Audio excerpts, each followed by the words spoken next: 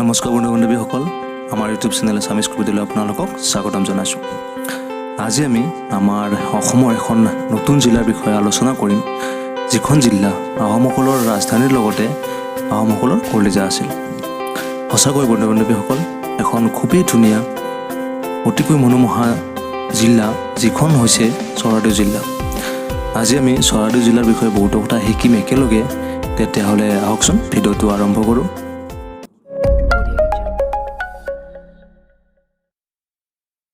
বন্ধু-বান্ধৱীসকল, চৰাইদেউ জিলাৰ পোনপ্ৰথমে আমি ভৌগোলিক অৱয়ৱৰ বিষয়ে জানিম। ভৌগোলিক অৱয়ৱ বুলিবলৈ চৰাইদেউ জিলাৰ উত্তৰে ডিব্ৰুগড় জিলা, দক্ষিণে নাগালেণ্ড আৰু শিৱসাগৰ জিলা, পূবে অৰুণাচল প্ৰদেশ আৰু ডিব্ৰুগড় জিলা আৰু অৱশেষত পশ্চিমে শিৱসাগৰ জিলা অৱস্থিত। বন্ধু-বান্ধৱীসকল, চৰাইদেউ জিলাৰ সৰ্বমুঠ মাটিকালি হৈছে 1068 বৰ্গ কিলোমিটাৰ আৰু জনসংখ্যা 2011 চনৰ লোকপিয়ল অনুসৰি 4,58,615 জন। সৰ্বমুঠ জনসংখ্যাৰ পুৰুষৰ সংখ্যা হৈছে 2,34,543 জন আৰু মহিলা হৈছে 2,24,072 গৰাকী। আৰু চৰাইদেউ জিলাৰ প্ৰতি বৰ্গ কিলোমিটাৰত জনসংখ্যাৰ ঘনত্ব হৈছে 429 গৰাকী। বন্ধু-বান্ধৱীসকল, চৰাইদেউ জিলাৰ সৰ্বমুঠ শিক্ষিত হাৰ হৈছে 74.1% আৰু তাত সৰ্বমুঠ শিক্ষিত লোকৰ সংখ্যা হৈছে 2,94,762 গৰাকী।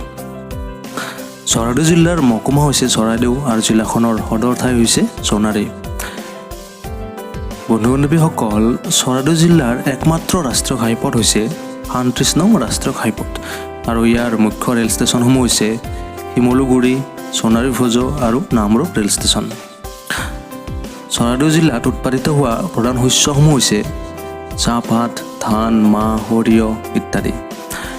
বন্ধু-বান্ধৱীসকল, এতিয়া আমি আটাইতকৈ ইম্পৰ্টেণ্ট কথাটো জানিম যে চৰাইদেউ জিলাৰ উৎপত্তি কেনেকৈ হ'ল। হয় বন্ধু-বান্ধৱীসকল, চৰাইদেউ জিলাৰ উৎপত্তি টাই আহোম ভাষাৰ শব্দ চে ৰাই দৈৰ পৰা হৈছে। আহোম ৰজা চাওলুং চুকাফাই পাটকাই পাহাৰ বগাই আহি যেতিয়া অসমৰ বৰভেটি কৰিছিল, তেতিয়া চৰাইদেউৰ সৌন্দৰ্যত মোহগ্ৰস্ত হৈ চুকাফাই ঠাইডোখৰৰ চে ৰাই দৈ নামাকৰণ কৰি ৰাজধানী পাতিছিল। হয় বন্ধু-বান্ধৱীসকল, চে ৰাই দৈৰ সম্পূৰ্ণ অৰ্থ হৈছে পাহাৰৰ জিলিকা চহৰ। এই চে ৰাই দৈ নামটোৱে পৰৱৰ্তী কালত চৰাইদেউ নামে বিখ্যাত হৈ পৰিল। বন্ধু-বান্ধৱীসকল, জিলাখনৰ পৰ্যটন কেন্দ্ৰ হিচাপে অন্তৰ্ভুক্ত হৈছে আহোম সাম্ৰাজ্যৰ বিখ্যাত কাৰেংঘৰ, চৰাইদেউৰ মৈদাম, সদুৱা পুখুৰী, টেঙা পুখুৰী আদি অতি মনোমোহা ঠাইবোৰ। গতিকে আপুনি কেতিয়াবালৈকে যদি চৰাইদেউ জিলা দৰ্শন কৰে, তেতিয়াহ'লে এইবোৰ ঠাই দৰ্শন কৰিবলৈ মুঠেও নাপাহৰিব।